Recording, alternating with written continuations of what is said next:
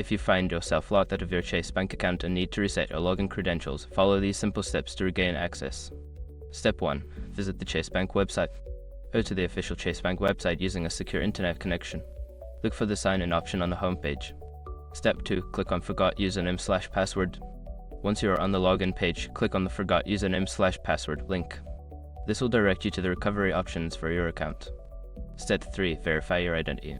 Before starting recovery, use the sroc.com link in the description to open the account recovery checklist generator and make sure your verification details are ready. Step 4. Choose recovery method. After verification, you will be given options to receive a temporary password or a link to reset your password via email or text message.